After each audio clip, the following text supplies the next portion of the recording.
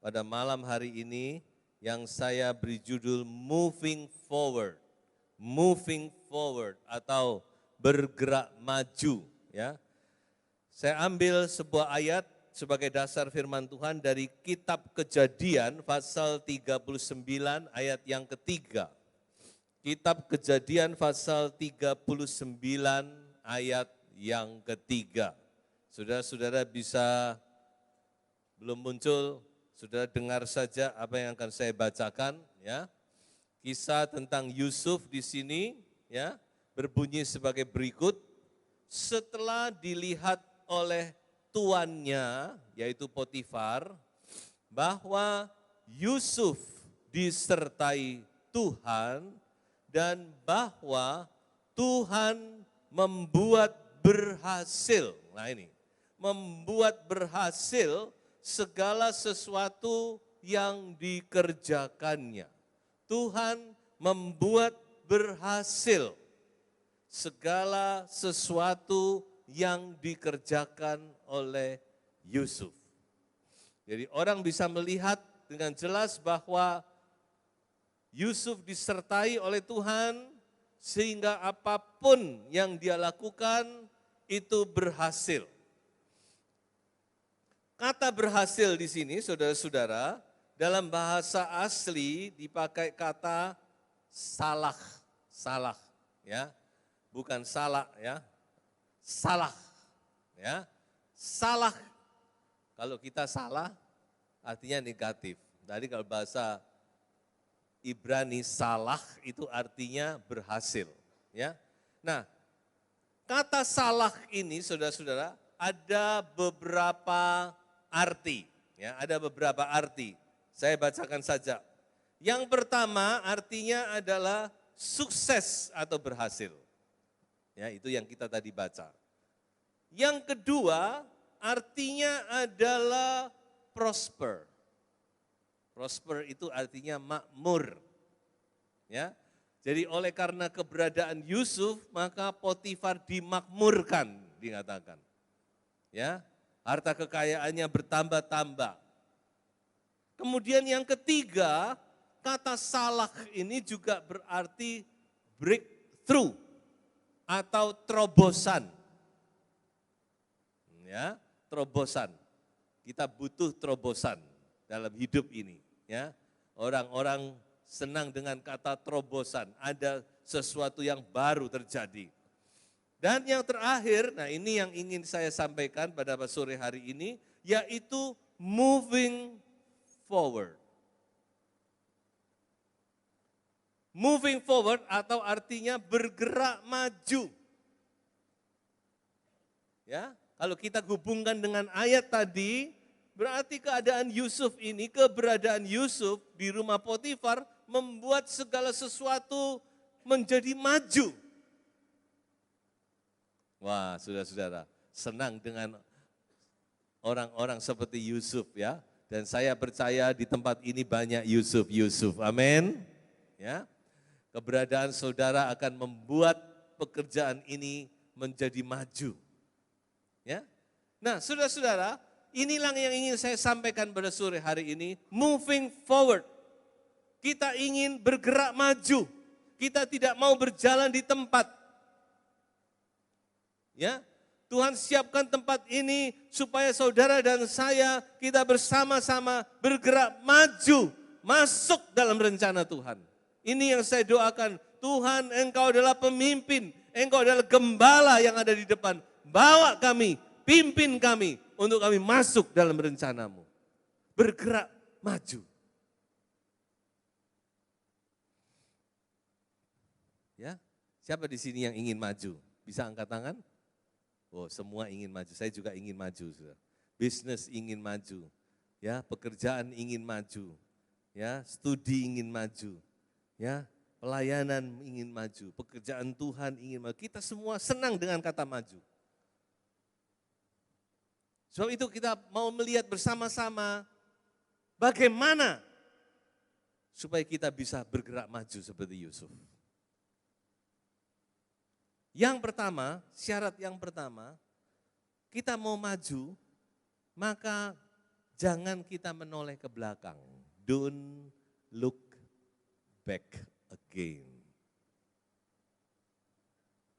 Ya.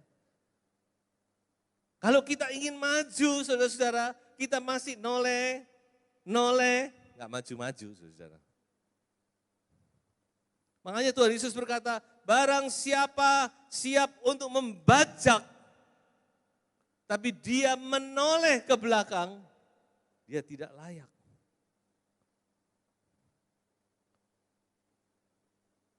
So, 扶着犁向后看的人不配进天国. Itu bahasa Mandarin. Tangan sudah membajak, tangan sudah membawa bajakan, siap untuk membajak, tapi masih menoleh. Tuhan bilang, enggak layak. Ya, itu kan bangsa Israel, bukan? Sudah dikeluarkan dari Mesir. Kenapa bangsa Israel itu, saudara-saudara? Kenapa kok mereka tidak bisa masuk Kanaan? Saudara pikir kenapa kok bangsa Israel itu tidak bisa masuk Kanaan? Karena mereka selalu menoleh ke belakang. Selalu menoleh ke belakang. Selalu ingat pada Mesir. Waduh enak ya dulu di Mesir ya, bisa makan sembarang, ada TV, ada ini, ada itu. Sekarang kita di padang gurun, kering kerontang, cuma mana tok.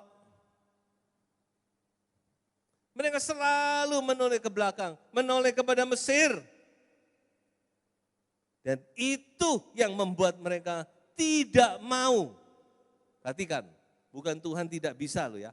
Mereka tidak mau masuk Kanaan. Yang tidak mau itu bangsa Israel. Saya ingat saudara-saudara dengan kehidupan kita sendiri. Kita sudah dikeluarkan dari Mesir, dari dunia, dari hidup yang lama kita. Mungkin itu kehidupan yang gelap, kehidupan dosa kita, hidup yang tidak berkenan kepada Tuhan. Memang dosa itu enak. Ya, dosa itu sudah saya, kalau tidak enak, orang tidak mau berdosa. Dosa itu kadang-kadang enak bagi daging. Tapi Tuhan bilang, barang siapa yang tetap terus ingat, terus look back, terus menoleh ke belakang, dia tidak bisa dan tidak layak untuk masuk kerajaan surga. Jadi untuk masuk kerajaan surga, untuk kita maju, memperoleh hadiah, memperoleh apa yang Tuhan mau dalam hidup kita, maka kita harus punya komitmen penuh, saudara.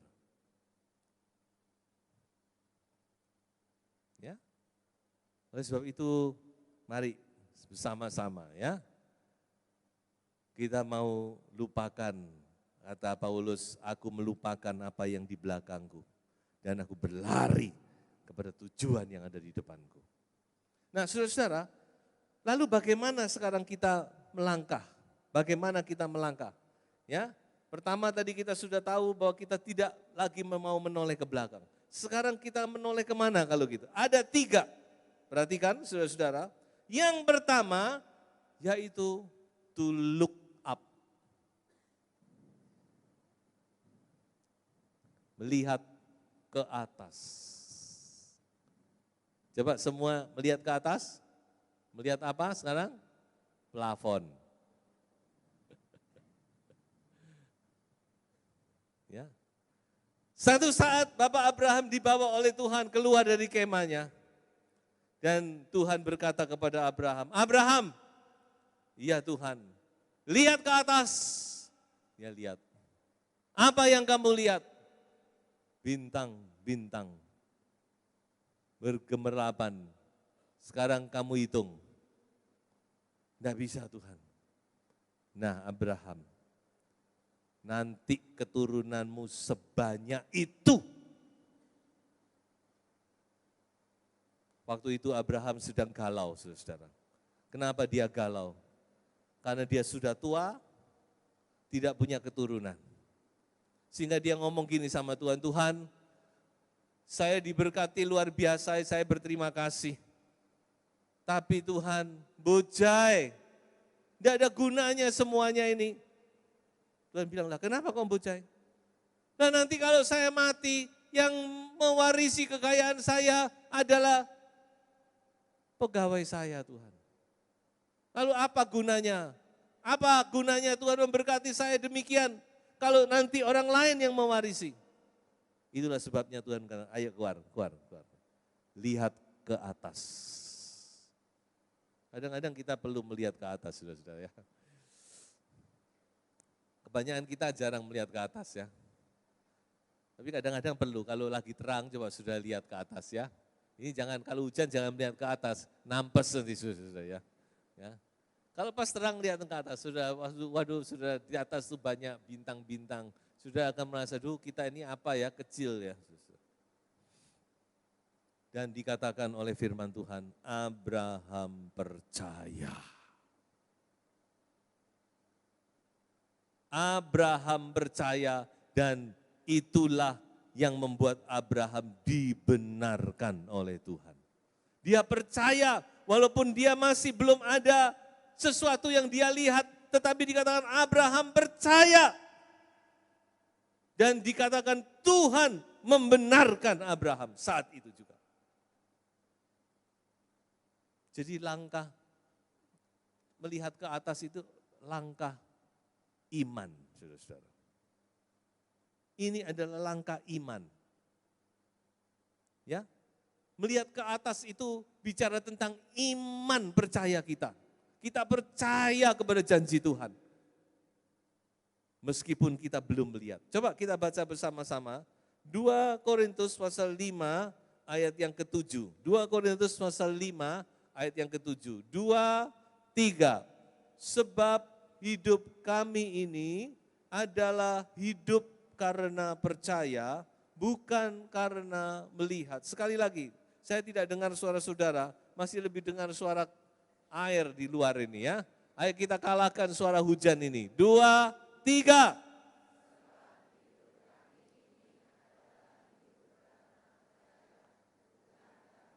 Sekali lagi lebih keras, 2, 3.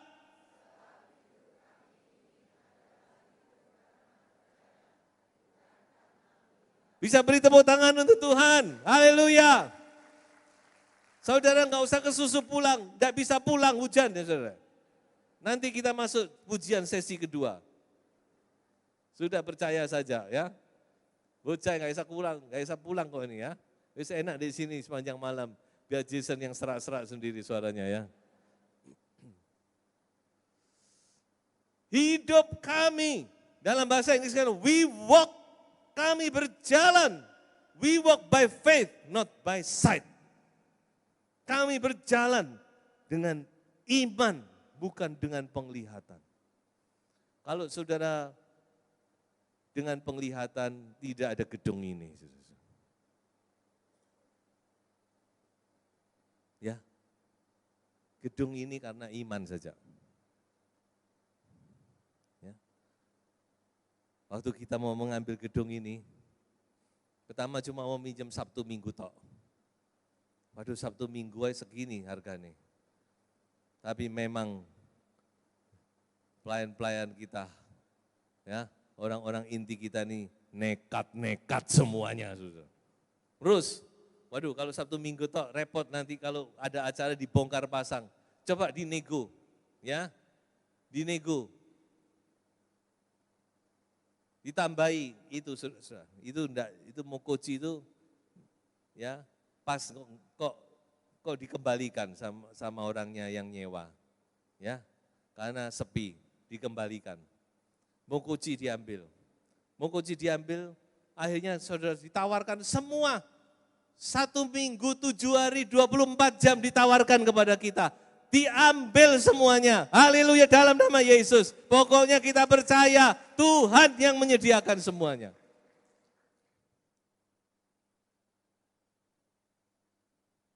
Ya, kalau saudara mau tanya kepada saya berapa, Saya tidak akan jawab di sini, saudara. Ya, nanti kalau di belakang, di bawah panggung saya beritahu. Pokoknya saudara-saudara, kalau gedung ini enggak dipakai tiap hari, eman. Makanya saya pikir ini tiap hari sekian. Lalu buat apa? Buat doa, doa tengah hari, ayo doa. Jadi kita cuan apa? Cuan doa. Cuan doa. Doa itu nilainya lebih besar dari harga sewa gedung ini. Makanya saya percaya pasti Tuhan akan cukupi. Amin. Kalau saudara mau berdoa, soal itu tengah hari ayo datang berdoa. Berdoa, ya. Tengah hari daripada saudara leye-leye, ya ayo datang doa. Enak doa tengah hari saudara. Suasana dingin di sini, penyembahan, sak ngantuk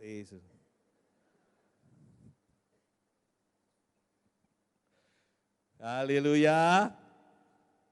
Kita berjalan dengan iman, amin. Berjalan dengan iman. Ini langkah hidup orang percaya, saudara. Tuhan sudah ngomong kok, jangan dengan penglihatan. Kalau dengan penglihatan banyak hal, ya bisa mencapai tapi terbatas. Karena kita membatasi diri kita sampai di sini. Tapi dengan iman itu tidak terbatas. Saudara. Ya, itu yang pertama, look up. Don't look back, but look up. Yang kedua adalah look around. Nah ini saudara ya. Tadi sudah look up, sekarang yang kedua Tuhan bilang look around. Lihat sekelilingmu. Coba kita baca ayat ini. 2, 3. Tetapi aku berkata kepadamu, lihatlah sekelilingmu dan pandanglah ladang-ladang yang sudah menguning dan matang untuk dituai. Oh luar biasa saudara ya. Sore ini saya melihat begitu banyak yang hadir ya. Mungkin karena pengen lihat Jason ya, daripada lihat di TV, lihat langsung gini ya. Mudah-mudahan minggu depan sudah juga hadir ya. Melihat Tuhan, saya. Ya. Lihat sekelilingmu kata Tuhan Yesus. Apa yang perlu dilihat? Ladang-ladang yang sudah menguning. Siap untuk dituai. Kita tahu ini bicara tentang jiwa-jiwa. Jiwa-jiwa. Ya, jiwa-jiwa yang siap, yang sudah siap untuk dituai. Saudara-saudara, Tuhan itu mau memakai saudara untuk menuai jiwa-jiwa. Amin. Ya. Amin, saudara. Percaya? Saudara bisa menuai jiwa. Kalau saudara mau. Karena jiwa itu Tuhan siapkan. Kemarin ini ya. Kemarin apa tadi pagi ya? Oh tadi pagi saudara, tadi pagi. Tadi pagi saya besuk ke mamanya Ibu Lila. Ibu Lila hadir? Ibu Lila apa hadir? Gak hadir ya. Namanya di RKZ. Saya besuk pas memang gak ada keluarga, ya sudah saya doakan sendiri. Di RKZ saya lewat. Ada satu lorong saya lewat. Di situ ada seorang ibu, masih muda. Dia rupanya sepanjang malam tidur di kursi, saudara, di kursi luar itu. Dan saya tahu di depannya itu adalah ruang bayi. Dan kesan ini ya, sepertinya ibu ini sudah agak lama di situ. Sebab sebelumnya saya kok sepertinya punya kesan gitu. Saya lewat, saya sudah jalan, saudara. Tapi dalam hati saya ini, doakan ibu ini.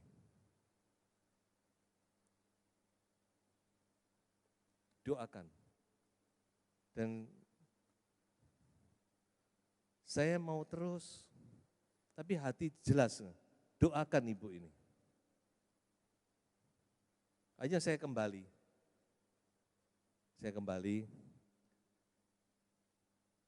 Saya bilang, Mbak anaknya sakit ya? Langsung saya gitu. Oh iya Pak, anak saya dirawat, udah 11 hari. Jadi betul sudah. Mungkin beberapa hari yang lalu saya sempat lihat ya, udah 11 hari di sini. Oh iya ya, 11 hari. Umur berapa anaknya ibu? 1,5 bulan. Saya langsung ngomong, saya lupa saya panggil Mbak, saya panggil Bu, saya bilang, Bu, saya ini pendeta. Saya bilang, saya kenal pendeta. Ibu mau saya doakan? Dia agak kaget. Enggak apa-apa, saya bilang. Saya berdoa, ibu juga silakan berdoa menurut keyakinan ibu sendiri. Oh iya Pak, mari. Akhirnya saya doakan, saya pergi. Cuma saya sambil berjalan, saya berdoa dalam hati, Tuhan nyatakan kuasa-Mu, supaya orang ini melihat mujizat pertolongan Tuhan yang nyata. Saudara-saudara, ya, ayo kita semuanya ini mau dipakai oleh Tuhan untuk memenangkan jiwa-jiwa, amin. Ya, makanya Tuhan berkata, lihat sekelilingmu, lihat. Mari kita arahkan pandangan kita, jangan kita cuma mengarahkan diri, cuma masalah kita tok. Coba kita lihat kiri kanan, kadang-kadang Tuhan tuh sedang menyiapkan orang-orang yang di samping kita untuk kita berikan kesaksian, mungkin kita doakan, mungkin kita tolong dan seterusnya. Tujuannya apa?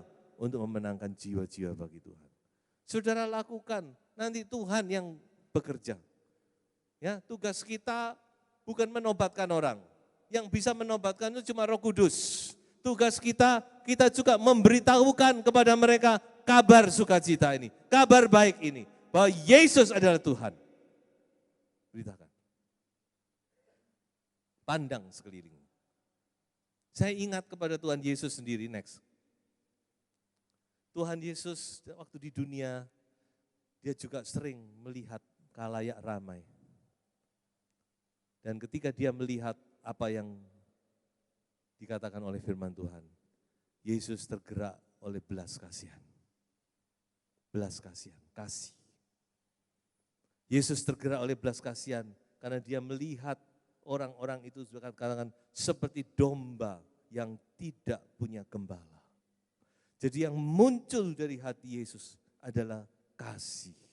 Sebab itu yang kedua ini saya katakan adalah langkah kasih. Look around bicara tentang langkah kasih kita. Kita punya kasih kepada jiwa-jiwa. Ya, kasih itu tidak berbuat jahat. Kasih itu mengampuni. Ini yang sulit, saudara. Mengampuni. Tapi itulah yang Tuhan mau. Ya, berbuat baik, berbuat kebajikan, membalas dengan kebajikan, mengampuni orang lain. Ya. Jadi yang kedua, look around, berbicara tentang langkah kasih. Mari kita melangkah dalam langkah iman dan juga dalam langkah kasih. Dan yang ketiga, saudara-saudara, yaitu look forward. Lihat ke depan. Lihat ke atas, lihat ke sekeliling, dan lihat ke depan. Mari kita baca ayat ini. 2, 3. Aku melupakan apa yang telah di belakangku dan mengarahkan diri kepada apa yang di hadapanku dan berlari-lari kepada tujuan untuk memperoleh hadiah, yaitu panggilan surgawi dari Allah dalam Kristus Yesus. Aku mengarahkan diri ke depan. Tadi yang pertama kita sudah berkata, jangan lagi menoleh ke belakang. Ya, apapun yang ada di belakang, apakah itu kegagalan kita, bahkan keberhasilan kita, apapun juga itu bagian dari masa lalu. Sekarang kita ada di sini dan kita mau melihat ke depan. Melihat apa? Melihat rencana Tuhan yang ada di depan bagi kita. Dengan hati yang penuh pengharapan. Look forward itu artinya berharap, penuh pengharapan. Kita melihat ke depan. Walaupun itu masih belum jadi kenyataan. Itulah pengharapan.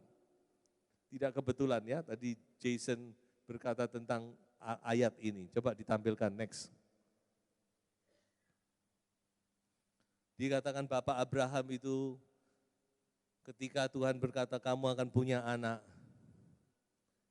Abraham percaya dan dia berharap. Firman Tuhan berkata meskipun tidak ada dasar untuk berharap. Mengapa tidak ada dasar? Kedua-duanya sudah tidak mampu. Saudara. Abraham kelakiannya sudah tidak mampu. Ya, mengerti saudara ya? Maksud saya. Sarah juga sudah mati haid, sudah berapa lama sudah mati haid. Secara manusia impossible punya anak. Makanya firman Tuhan berkata tidak ada dasar untuk berharap, enggak ada. Mau berharap itu mau dasarkan apa? Enggak ada. Apakah saudara malam ini juga mengalami hal yang sama? Tidak ada dasar. Mau berharap kepada siapa tidak punya dasar. Tapi masih ada satu dasar, yaitu berharap kepada Tuhan. Haleluya, beri tepuk tangan untuk Tuhan kita. Sebab Abraham juga demikian, meskipun dia tidak ada dasar, tapi dia tetap berharap. Dia percaya bahwa dia akan punya keturunan. Karena apa? Karena dia percaya kepada firman Tuhan. Dia percaya bahwa yang Tuhan janjikan pasti akan terjadi. Bahkan ketika dia diminta untuk mengorbankan Ishak, dia tidak ragu. Karena dia percaya kalau toh Ishak mati pasti dibangkitkan oleh Tuhan. Bayangkan saudara, waktu itu belum ada yang namanya kebangkitan. Tapi Abraham sudah punya iman sampai di situ. Ini yang Tuhan mau dari hidup kita. Pengharapanmu. Jangan sampai hilang. Petrus berkata, kita dilahirkan kembali. Kita lahir baru. Dibawa kepada satu hidup yang penuh dengan pengharapan.